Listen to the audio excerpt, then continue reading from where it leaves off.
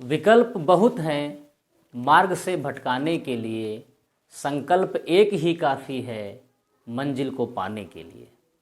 स्वागत है प्यारे मित्रों, प्यारे बच्चों, प्यारे दोस्तों, आपके अपने YouTube चैनल संकल्प 333 में। बच्चों, आज के इस वीडियो में हम लोग एक अलग टॉपिक लेंगे, राष्ट्रीय शिक्षा नीति, भारत की शिक्षा की नीतियाँ। एक बच्चे की रिक्वेस्ट पर यह वीडियो बनाया जा रहा है। मेरा पूरा प्रयास रहेगा कि शिक्षा नीति का मतलब, आने वाली शिक्षा नीतियाँ और जो नई शिक्षा नीति जिसको हम लोग नई शिक्षा नीति 2020 या NEP 2020 कहते हैं, उस पर पूरा फोकस रहेगा। लेकिन उससे पहले हम लोग इससे पहले आने वाली 2 शिक्षा नीतियों के बारे में भी समराइज तरीके से जानेंगे, उनके मुख्य बिंदुओं को बताने का इसमें हम प्रयास करेंगे। तो चलो बच्चों, शुरू करते हैं अपना ये YouTube वीडियो और जानते हैं आज शिक्षा नीति के बारे में। बच्चों, हम लोग एक बात से भली प्रकार से परिचित हैं कि किसी भी राष्ट्र, किसी भी समाज का उत्थान तभी संभव है जब उसकी शिक्षा एक बेहतर स्थिति में हो, उसके जो युवा पीढ़ी है, उसका जो राष्ट्र का बचपन है, वो एक अच्छी शिक्षा, एक समाज की वर्तमान स्थिति के हिसाब से शिक्षा प्राप्त करता है, तभी उस समाज या राष्ट्र का उत्थान संभव हो सकता है। पूरे विश्व में एक नहीं सैकड़ों ऐसे उदाहरण हैं जिन्होंने केवल शिक्षा के दम पर ही पूरे विश्व में अपना डंका बजाया हुआ है। तो हम लोग भारत की बात करते हैं। भारत में आज़ादी के बाद से ही एक शिक्षा नीति की आवश्यकता को महसूस किया गया और समय समय पर कई सारे कमीशन, कई सारे आयोग बने जिन्होंने अपने सुझाव केंद्र सरकार के पास में भेजे। उन्हीं के परिणाम के फलस्वरूप भारत में वर्तमान समय तक कुल 3 शिक्षा नीतियां आई हुई हैं। कौन कौन सी, जरा ध्यान से देखते हैं। बच्चों, पहली शिक्षा नीति जो है वो 1968 में आई, इंदिरा गांधी जी की सरकार में। पहली शिक्षा नीति 1968 में आई, इंदिरा गांधी जी की सरकार में। यह शिक्षा नीति कोठारी आयोग पर आधारित थी।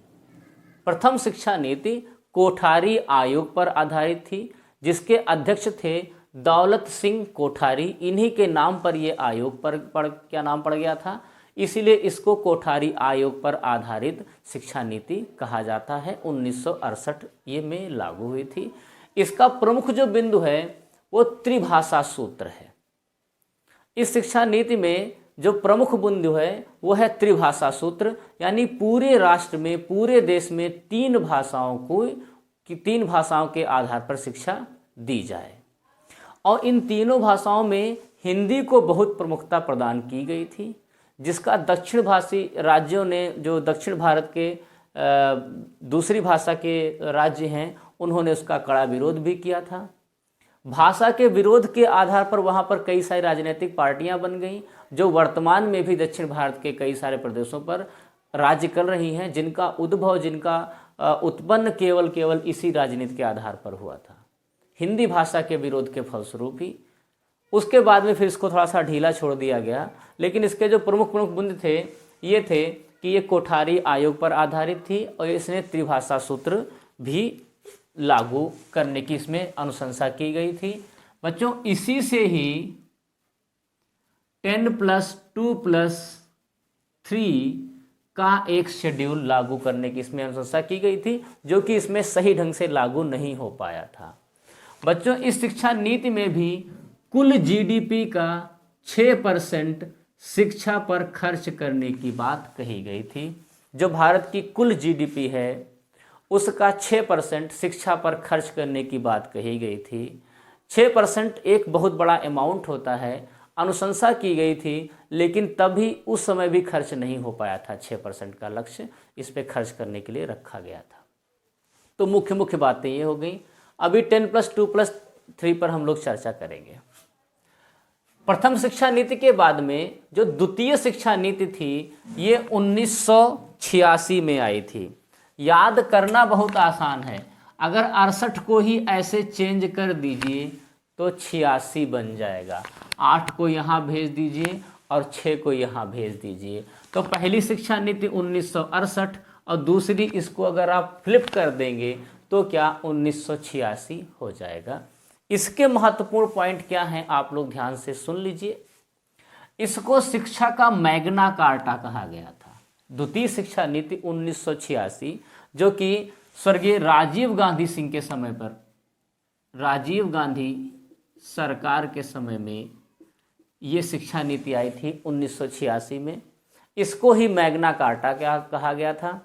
और 10+2+3 का जो सिस्टम था उसमें इसमें जो है द्वितीय शिक्षा नीति में इसको अच्छी ढंग से लागू कर दिया गया था।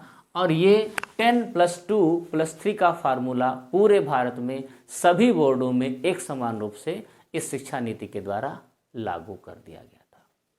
बच्चों, इस शिक्षा नीति की सबसे बड़ी जो पॉइंट था और जो बहुत ज़्यादा सफल भी हुआ और जिसने बहुत अच्छे ढंग से काम किया वो था operation black board. Operation black board नाम से ऐसा लग रहा है कि ऑपरेशन ब्लैक बोर्ड का मतलब होगा कि सभी स्कूलों में ब्लैक बोर्ड मुहैया कराना, लेकिन नहीं बच्चों। ऑपरेशन ब्लैक बोर्ड का मतलब होता है कि सभी स्कूलों में जो आधारभूत सुविधाएं हैं उनको ज़रूरतों को पूरा करना। आधारभूत सुविधाओं का मतलब ये होता है कि कम से कम भवन की व्यवस्था, कम से कम 2 शिक्षक एक स्कूल में होने चाहिए, बाउंड्री की व्यवस्था, 4 दीवार की व्यवस्था, बच्चों के लिए बालक बालिकाओं के लिए अलग अलग शौचालय की व्यवस्था, क्योंकि ग्रामीण क्षेत्रों में ज़्यादातर ये देखा गया है कि कक्षा 6, 7, 8 की बालिकाएं इसलिए विद्यालय नहीं जाती थी क्योंकि वहाँ पर शौचालय की व्यवस्था नहीं होती थी। तो इस प्रकार के मतलब कम से कम 2 या 3 कमरे का भवन जरूरी है, कम से कम 2 शिक्षक होने ही चाहिए, और वहाँ पर शौचालय की व्यवस्था, 4 दीवारी बाउंड्री वाल की व्यवस्था, जो मूलभूत किसी विद्यालय के लिए आवश्यक होते हैं वो सारे ऑपरेशन ब्लैक बोर्ड के अंतर्गत रखे गए थे। और यह द्वितीय शिक्षा नीति का सबसे महत्वपूर्ण ऐसा पॉइंट था जो कि पूरे भारत में बहुत ही अच्छे ढंग से लागू किया गया था, जिसकी वजह से भारत में जो ग्रामीण स्तर के स्कूल हैं उनमें बहुत ज़्यादा सुधार हुआ था। इसका और एक अगला जो पॉइंट है वो बहुत अच्छा है, एकल प्रवेश परीक्षा। एकल प्रवेश परीक्षा का मतलब होता है, आप सब बच्चे परिचित होंगे, जैसे IIT के एग्ज़ाम के लिए पूरे भारत में एक ही परीक्षा होती है, जॉइंट एंट्रेंस एग्ज़ाम। इंजीनियरिंग के जो अदर कॉलेज हैं NITs वगैरह, उनके लिए होता है AIEEE। पूरे भारत में सब हर जगह, चाहे दक्षिण भारत के हों, उत्तर भारत के हों, आसाम के हों, पंजाब के हों, सभी पूरे भारत के लिए सभी बच्चों के लिए एक ही प्रवेश परीक्षा होती है। अलग अलग कॉलेज के लिए अलग अलग फॉर्म अप्लाई नहीं करने पड़ते हैं। इसके पहले बच्चों बहुत ज़्यादा टेढ़ी खीर होती थी ग्रामीण क्षेत्र के बच्चों के लिए। इवन जो शहर के भी मिडिल क्लास के बच्चे होते थे, एक एक कॉलेज का फॉर्म 1000 रुपये का, 2000 रुपये का, 1500 रुपये का कैसे बच्चे भर पाते। अब क्या है, 1000-1500 का एक फॉर्म भरिए, मेहनत कीजिए और अपने रैंक के हिसाब से अपना कॉलेज ले लीजिए, चाहे JEE हो चाहे AIEEE हो। बच्चों, इसी के आधार पर अब मेडिकल का एंट्रेंस एग्जाम नीट ये भी होने लगा है। तो जो एकल प्रवेश परीक्षा का जो कॉन्सेप्ट था वो भी हमारी द्वितीय शिक्षा नीति 1986 की ही देन है। बच्चों, 1986 में प्रधानमंत्री PV नरसिम्हा राव जी ने 1992 में भी संशोधन किए थे, लेकिन उसे हम अलग शिक्षा नीति न कह करके इसमें 1986 का ही संशोधित रूप कहा जाता है। तो इसके पहले जो नई शिक्षा नीति हमारी वर्तमान में है 2020, यानी न्यू एजुकेशन पॉलिसी 2020, NEP 2020, इसके बारे में चर्चा हम लोग शुरू करेंगे।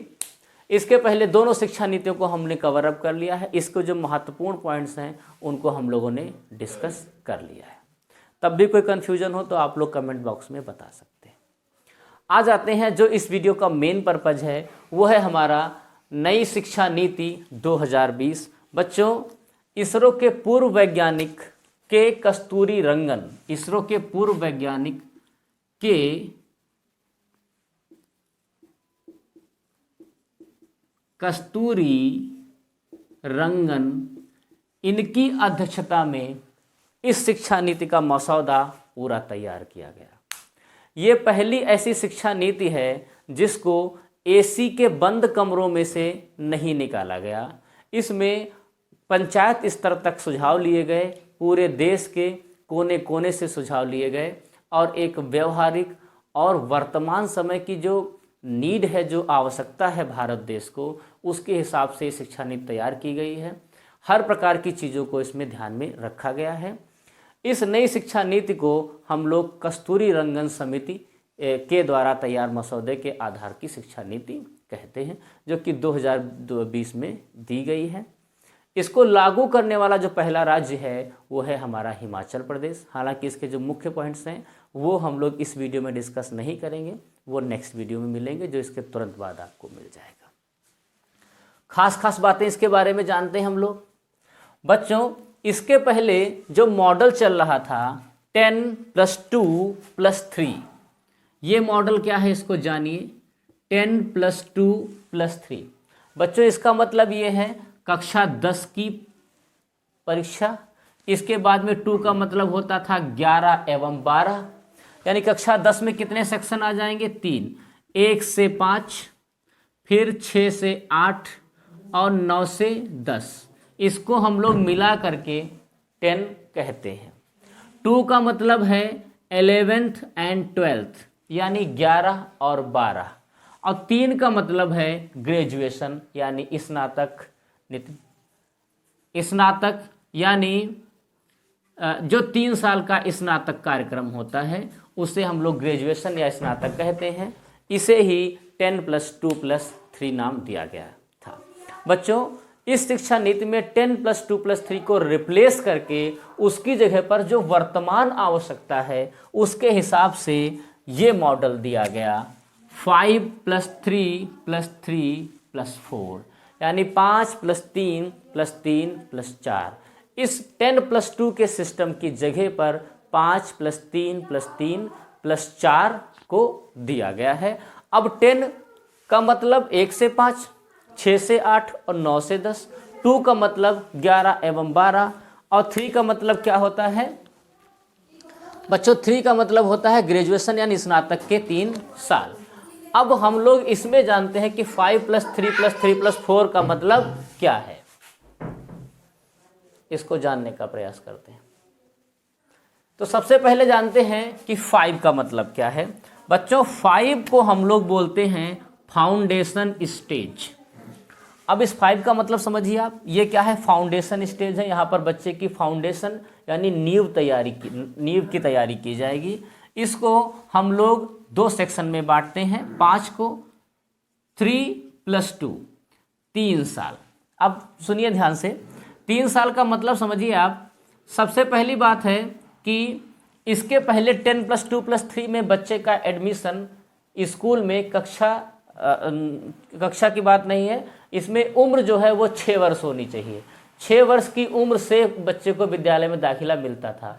इस नई शिक्षा नीति में उसको घटा करके 3 साल कर दिया गया है, यानी बच्चा अब स्कूल में 3 साल में एंट्री ले लेगा।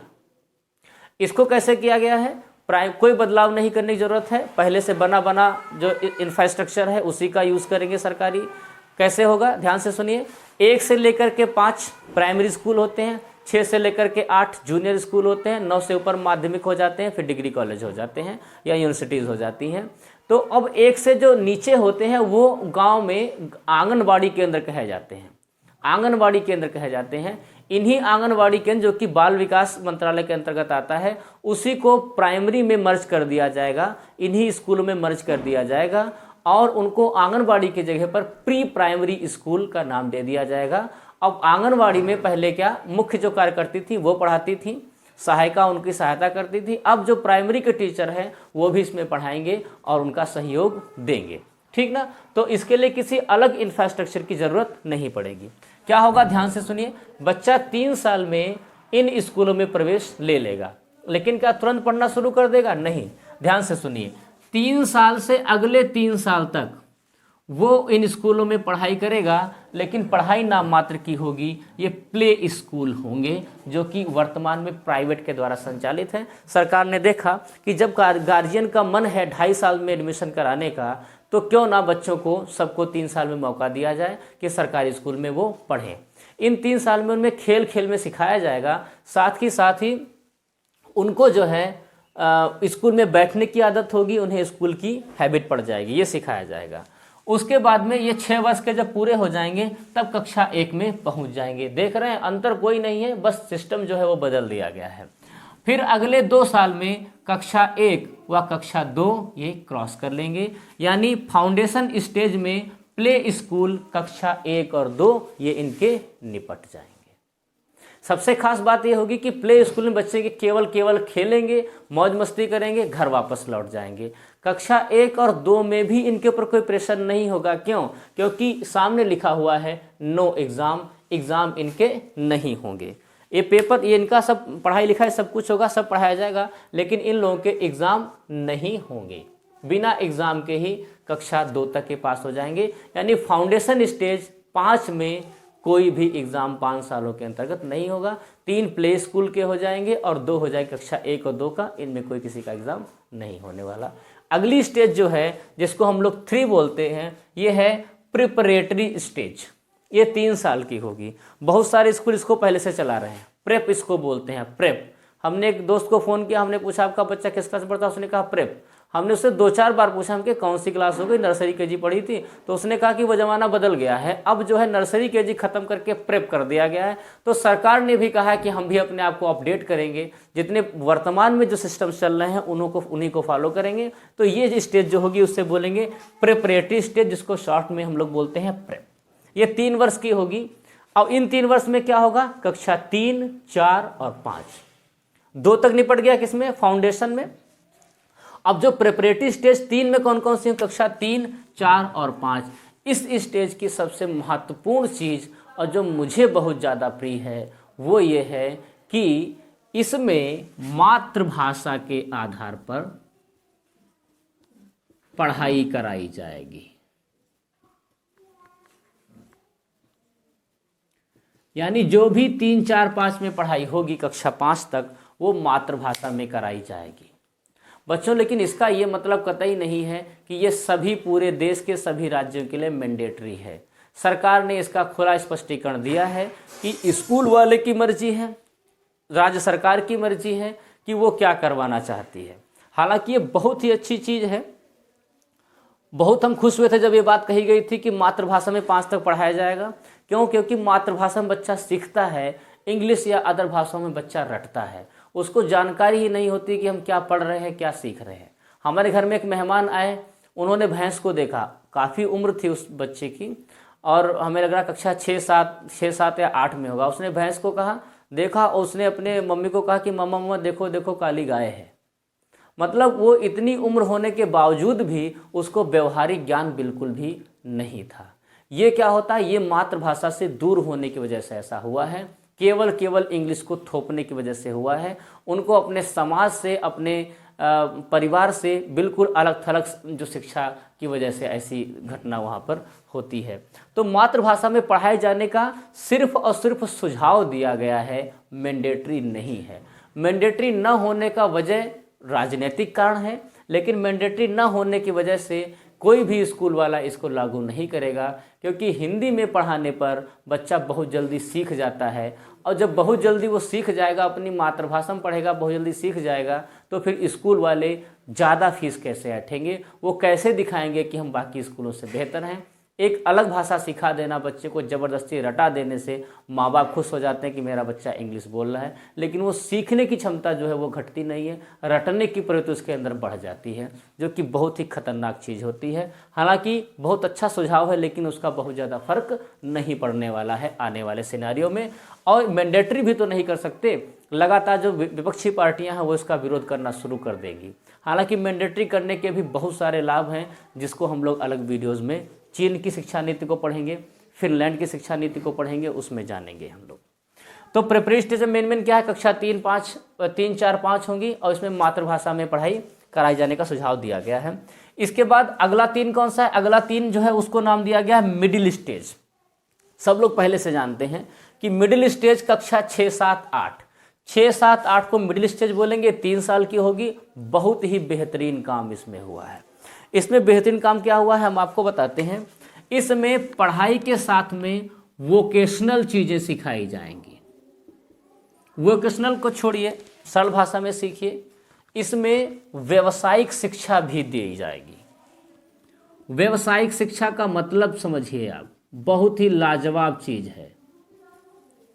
ऐसी चीज़ जो पूरे भारत को बदल के रखने वाली है इस मिडिल स्टेज में।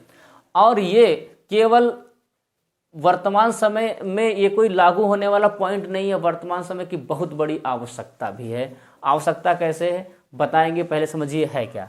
व्यावसायिक शिक्षा का मतलब है कि मिडिल स्टेज यानी 6, 7, 8 में बच्चा पढ़ना चाहता है तो पढ़े, नहीं तो कुछ ऐसा काम सीखे कि वो अपना रोजगार कर सके। जैसे सिलाई, कढ़ाई, कंप्यूटर की भाषा, कृषि, पुस्तक कला, ये सारे जो हुनर हैं वो सब इसी स्टेज में सिखाए जाएंगे।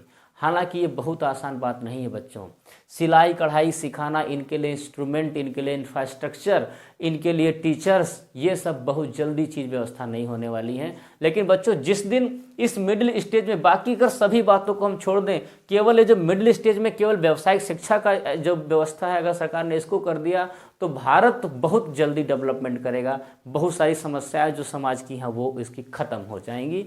अब इसमें व्यावसायिक शिक्षा के साथ में कंप्यूटर कोडिंग को भी 6, 7, 8 में ही शुरू कर दिया जाएगा। आप लोग जानते हो ऐप्स का ज़माना है, ऐप पर ही दुनिया पूरी चल रही है। पता पूछना हम लोगों ने बंद कर दिया, उससे गूगल मैप शुरू हो गया है। कोई दिक्कत नहीं है, कौन कहाँ आ रहा है सीधे हम लोग लोकेशन शेयर कर देते हैं, वहाँ पर पहुँच जाते हैं। जोमेटो स्विगी क्या कर रहे हैं, घर बैठे आपको खाना पहुँचा दे रहे हैं। ओला उबर क्या कर रहे हैं, उनके पास में एक कार नहीं है तब भी वो क्या कर रहे हैं, अरबों का बिजनेस कर रहे हैं केवल एक ऐप के दम पर। और ऐप कैसे बनते हैं, कंप्यूटर कोडिंग से बनते हैं। फेसबुक कुछ नहीं है, वहाँ पे कोई प्रोडक्टिव वर्क नहीं होता है, फिर भी वो अरबपति बने बैठे हैं मार्क जुकरबर्ग जी। व्हाट्सअप तो एक वर्तमान में सबकी आवश्यकता, साधारण सा मैसेजिंग ऐप आज हमारी आवश्यकता बन गया। व्हाट्सअप नहीं है तो कुछ भी नहीं है, ये ऐप की दुनिया है। 2022 से बाद का जो समय हो पूरा ऐप आधारित होगा और उसके लिए हमें नई जनरेशन तैयार करनी होगी, जो तैयार होगी हमारी कंप्यूटर कोडिंग से। और बहुत अच्छी बात है कि इसको मिडिल स्टेज में ही दे दिया जाएगा बाकी देशों के तरीके से। फिर से रिपीट कर रहे हैं, बहुत आसान नहीं है कंप्यूटर का इंफ्रास्ट्रक्चर अवेलेबल कराना, ऐसे टीचर्स को अवेलेबल कराना जो कंप्यूटर कोडिंग जानते हों, ये सब अपने आप में बहुत बड़ी चुनौती है। अब हम बात करेंगे कि 6, 7, 8 में जो व्यावसायिक शिक्षा को शुरू किया गया है उसकी आवश्यकता क्यों है। तो उसकी आवश्यकता इसलिए है, हम एक किताब पढ़ रहे थे, शायद वो गीजू भाई बधेका जी की है। उसमें छोटी सी कहानी थी कि एक बच्चे पूरी क्लास को पढ़ा रहे थे, तो उसमें एक बच्चे का पढ़ने में मन नहीं लगता था, लेकिन वो रोज़ स्कूल आता था। रोज़ स्कूल आता था, अनुशासित था, लेकिन उसका पढ़ाई में मन नहीं लगता था। तो गुरुजी ने उसको पढ़ाने का प्रयास किया लेकिन वो सफल नहीं। उससे पूछा कि बेटा बताओ आपका पढ़ाई में मन नहीं लगता। उसने कहा नहीं गुरुजी हमारा पढ़ाई में मन नहीं लगता है। तो उन्होंने पूछा कि पढ़ाई में मन नहीं था, फिर तुम्हारा मन किस में लगता है। तो उन्होंने कहा कि हमारा जो पुश्तैनी व्यवसाय है, पारिवारिक व्यवसाय है, वो बाल काटने का है, हमें इस काम में बहुत रुचि है। तो गुरुजी ने उसके अपने पास से व्यवस्था की और उसको मुंबई भेज करके अपने जानने वाले एक शिष्य के पास भेजा कि इस बच्चे को जो है ट्रेनिंग दी जाए। भेजने के बाद में भूल गए, 4-5 साल बाद में वो बच्चा वापस आता है, एक लंबी गाड़ी से उसी स्कूल के सामने रुकता है। गुरुजी उसको पहचान नहीं पाते हैं क्योंकि बच्चे की लंबाई कदकाठी में बहुत अंतर हो चुका था। गाड़ी से उतरा तो अंदाज़ा भी नहीं लगा पाए थे कि वो कौन होगा। वो जब उतरा उसने गुरुजी के पैर छुए, उन्होंने पूछा बेटा तुम कौन हो। उन्होंने बताया वहीं कि जिन्होंने आपने हमारी 4 साल पहले मदद की थी। अब मुंबई में हमारी खुद की अपनी 4 की दुकानें हैं, 4 दुकानें हमारे पास में हैं, हम वो 4 दुकानों को चलाते हैं, हमारे सब हेयर सैलून्स वहाँ पर हैं। तो देखिए बच्चों 4 से 5 साल में ही उसने अपने इस हुनर के दम पर वो अचीव कर लिया जो कि पढ़ाई में संभव नहीं था। हमारे कहने का मतलब ये है कि इस मिडिल स्टेज में बच्चे उस कंडीशन में पहुंच जाते हैं 6, 7, 8 में, जहां पर कुछ बच्चे ऐसे ज़रूर मिलते हैं जिनका पढ़ाई में तो रुचि नहीं होती है, उनको अन्य व्यवसाय में बहुत रुचि होती है, उन्हें खेल में बहुत रुचि होती है, किसी को कंप्यूटर में बहुत रुचि होती है, किसी को मोबाइल में टेक्निकल जानकारी बहुत होती है, किसी को कल पुर्जों की बहुत अच्छी जानकारी होती है, कोई टीवी फ्रिज इत्यादि बनाने में बहुत अच्छा होता है। लेकिन पढ़ाई में अच्छा ना होने की वजह से हम उसे हमेशा हे दृष्टि से देखते हैं। धीरे धीरे उसका आत्मविश्वास गिर जाता है और उसका हुनर दब जाता है। तो ये जो शिक्षा नीति है इस हुनर को उठाने का काम करेगी। बहुत ही लाजवाब चीज़ है और उम्मीद है कि ये लागू भी हो जाएगी, 100% लागू होनी चाहिए। बहुत ही अच्छी चीज़ है। मिडिल स्टेज पर व्यावसायिक शिक्षा और कंप्यूटर कोडिंग की जानकारी देना, दोनों की आवश्यकताएं आप लोग समझ ही गए होंगे। सबसे लास्ट वाला जो है 4 है जो सेकेंडरी स्टेज है। सेकेंडरी स्टेज 4 साल की होगी। इस 4 सालों में कौन सी कक्षाएं होंगी? 9, 10, 11, 12। 9, 10, 11, 12। अगर हम बात करें फाउंडेशन स्टेज की तो इसमें 3 साल प्ले स्कूल और कक्षा 1 और 2। उसके बाद में प्रिपरेटरी स्टेज कक्षा 3, 4, 5। मिडिल स्टेज कक्षा 6, 7, 8 और सेकेंडरी स्टेज में कक्षा 9, 10, 11, 12 होगी। अब इसमें खास बात क्या है? इसमें भी बहुत लाजवाब परिवर्तन किया है इस सरकार ने, इस शिक्षा नीति ने। इसमें क्या होगा? इसमें बच्चों स्ट्रीम खत्म कर दी गई है। मतलब कक्षा 9 में हमको चुनना होता था कि हम साइंस स्ट्रीम लेंगे या कॉमर्स लेंगे या हम आर्ट्स में जाएंगे। जो बच्चे पढ़ने में ठीक होते थे वो लेते थे साइंस, जो मिडिल वाले हैं वो कॉमर्स, और आर्ट्स वालों को बहुत ही हे दृष्टि से देखा जाता था। बहुत बच्चे बहुत कम ऐसे होंगे जो मन से आर्ट स्ट्रीम लेते होंगे, बाकी सभी बेमन मजूरी में लेते थे कि जिनको वहाँ पर जो अच्छे कॉलेज हैं वहाँ पर साइंस स्ट्रीम नहीं मिल पाई, जिनको मैथ वहाँ पर नहीं मिल पाई, तो वो कहाँ जाते थे? कॉमर्स में जाते थे या उसमें जाते थे। 11th में तो पूरी की पूरी स्ट्रीम ही अलग हो जाती है कि ये सेक्शन मैथ का है, ये सेक्शन बायोलॉजी का है, ये आर्ट्स का है और ये कॉमर्स का है, अलग अलग हो जाते थे। ये पूरा का पूरा तमाशा ख़त्म कर दिया गया है। इसको ख़त्म करने की बहुत ज़रूरत थी। क्यों? चर्चा करेंगे। पहले जानेंगे कि स्ट्रीम के बारे में क्या, कि अब कक्षा 9, 10, 11, 12 में आपको कोई कंपल्सन नहीं है। आप कोई भी सब्जेक्ट कॉम्बिनेशन ले सकते हो। उदाहरण के लिए कक्षा 11 में आपको 5 सब्जेक्ट पढ़ने होते हैं। आप अगर अभी वर्तमान में क्या है, अगर आपने जो है साइंस स्ट्रीम ली हुई है तो आप लेंगे या तो PCM या तो PCB। PCM का मतलब है फिजिक्स केमिस्ट्री मैथमेटिक्स और PCB का मतलब फिजिक्स केमिस्ट्री बायोलॉजी। अब आप अगर PCB लेते हो, आपका केमिस्ट्री पढ़ने में मन नहीं लगता है, आप चाह रहे हो कि हमको ज्योग्राफी मिल जाए, हमको अच्छा लगता है भूगोल पढ़ना, आप नहीं ले सकते। क्यों? क्योंकि आप साइंस स्ट्रीम के बच्चे हो। अगर आप चाहते हो कि हमारे पास में अकाउंटिंग की जानकारी कुछ हो जाए, लेजर जान जाए, हम लोग डेबिट क्रेडिट जान जाए, क्योंकि वर्तमान बैंकिंग में ज़रूरत पड़ती है इन चीज़ों की जानकारी के लिए, तो वो आप नहीं कर सकते। लेकिन अब इस नई शिक्षा नीति ने स्ट्रीम को कर दिया है गायब। आपके जो मन है वो 5 सब्जेक्ट आप चुन लीजिए, आराम से पढ़िए। जब आपके पीरियड हो आप पढ़िए, आपके पीरियड नहीं है आप खाली बैठ करके अपना दूसरा काम करिए, कोई प्रॉब्लम नहीं है। आपको कक्षा की बात खत्म हुई कि ये आपका कक्षा है, PCM वाले इधर बैठेंगे नहीं, जहाँ पे टीचर पढ़ा रहा है उस क्लास में आप जा करके बढ़िए, बढ़िया अपने मन से पढ़ाई कीजिए। मेरा खुद का अनुभव रहा है, कक्षा 11 में मुझे ज्योग्राफी पढ़ने का बहुत शौक था, भूगोल मेरी पढ़ने की इच्छा थी, क्योंकि मैप्स वगैरह में देशांतर अक्षांश कैसे होती हैं, काल्पनिक है कि वास्तविक हैं, ये सब दिमाग बहुत लोचा चलता था। लेकिन क्योंकि हमको मैथमेटिक्स साइंस में लेना था इसलिए हम उसको नहीं ले पाए। हालांकि अब जॉब लगने के बाद में हम उसको पढ़ रहे हैं अलग से, बहुत पढ़ने में मज़ा आ रहा है। अगर तब ये सिस्टम होता तो हम निश्चित तौर पर ज्योग्राफी वगैरह लेते और अच्छे ढंग से उसको सीखते। तो जो वर्तमान में बच्चे पढ़ रहे हैं, आने वाले हैं, उनको इसका बहुत ही ज़्यादा लाभ मिलेगा। दूसरा, इसमें कहा गया है कि साल भर में एक पेपर ना होकर के सेमेस्टर वाइज होगा। वर्तमान में जो सिस्टम चल रहा है वो सब सेमेस्टर वाइज चल रहा है ज़्यादातर अच्छी जगहों पर। तो सेमेस्टर वाइज जब सिस्टम होगा तब जो प्रेशर है बार बार 6 महीने पर आएगा और बच्चे जो हैं साल भर में एक बार मेहनत करने के बजाय 2 बार मेहनत करेंगे और उनका आउटपुट बहुत ही अच्छा मिलेगा। अभी हम लोग इन सभी की तुलना आपस में करेंगे और नई शिक्षा नीति के बारे में कुछ थोड़े बहुत पॉइंट्स और डिस्कस करेंगे। उम्मीद है कि आपको वीडियो पसंद आया होगा। फिर भी अगर कोई कमी दिक्कत रह जाती है तो आप हमें कमेंट्स बॉक्स में शेयर करिए। और अगर आपने हमारा चैनल सब्सक्राइब नहीं किया है, आप हमारा वीडियो पहली बार देख रहे हैं, आपको ऐसा लगता है कि इस वीडियो में कुछ सही ढंग से बातें, व्यवहारिक बातें बताने का प्रयास किया गया है, तो इस चैनल को सब्सक्राइब जरूर करिए, लाइक कर दिए, दोस्तों साथ में शेयर कर दीजिए। बहुत बहुत धन्यवाद।